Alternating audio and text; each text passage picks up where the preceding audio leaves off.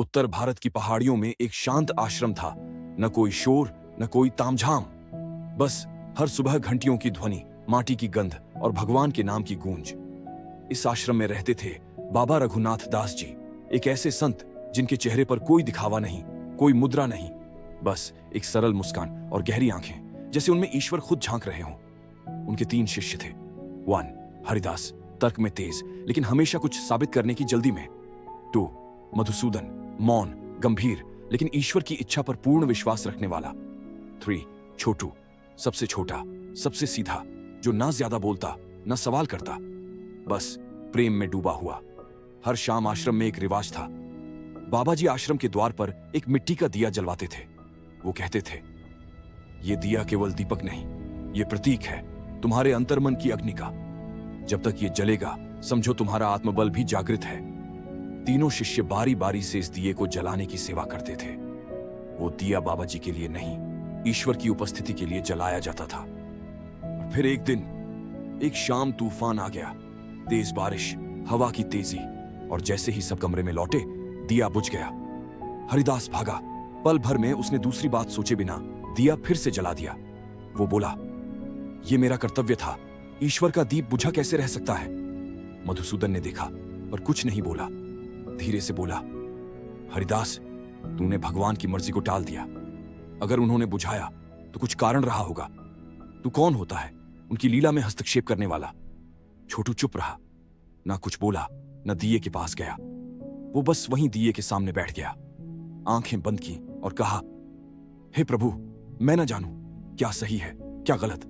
आप दिया जलाना चाहें तो मैं साक्षी बनूंगा, बुझाना चाहें तो भी मैं साक्षी बनूंगा। मैं कुछ नहीं, सिर्फ आप हूं। अगली सुबह तीनों शिष्यों को बुलाया गया। बाबा जी बोले, जो हुआ वह तो होना ही था, लेकिन अब हर किसी को उसके कर्म के अनुसार फल मिलेगा। हरिदास को आदेश मिला, तू अब अगले 3 वर्षों तक इस आश्रम से बाहर सेवा करेगा।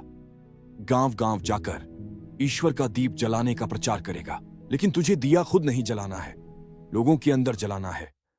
मधुसूदन को आदेश मिला, तू आश्रम में ही रहेगा, मगर एक शब्द नहीं बोलेगा अगले 2 वर्ष तक। तूने ईश्वर की इच्छा मानी, लेकिन चुप्पी के भीतर जो घमंड था उसे तोड़ना होगा। अब छोटू की बारी आई। बाबा जी मुस्कुराए, उनके आंखों में हल्की नमी थी। उन्होंने छोटू का हाथ पकड़ा और उसे अपने पास बैठा लिया। जिसने खुद को मिटा दिया वो ही प्रकाश का असली वाहक होता है। छोटू, अब तू मेरे साथ रहेगा, और जब मैं न रहूं तो ये आश्रम तेरे मन के प्रकाश से जले।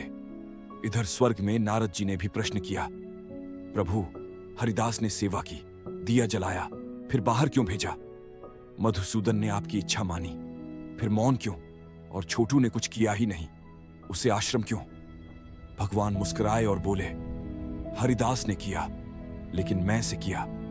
मधुसूदन ने स्वीकारा, लेकिन भीतर मैं सही का भाव रहा। लेकिन छोटू ने बस मुझे सौंप दिया। न उसे जलाना था न बुझाना, वो बस बैठ गया और मेरी लीला को स्वीकार लिया। और जहां मैं मिट जाता है वहीं मैं प्रकट होता हूं। सीख क्या है, जब तक भक्ति में मैं है, चाहे वो दिया जलाने वाला हो या ना जलाने वाला, तब तक भक्ति अधूरी है। पर जब तुम सब छोड़कर अपने मन को ईश्वर के सामने रख दो, जैसे मिट्टी दिए की तरह, तब वो तुम्हें खुद अपनी लौ से भर देते हैं। और आखिर में वही बात, कर दिखाओ कुछ ऐसा कि दुनिया करना चाहे सिर्फ तुम्हारे जैसा। अगर ये कहानी आपके दिल तक पहुंची हो तो हमारे चैनल स्टोरीज जो दिल को भाए को जरूर सब्सक्राइब करें।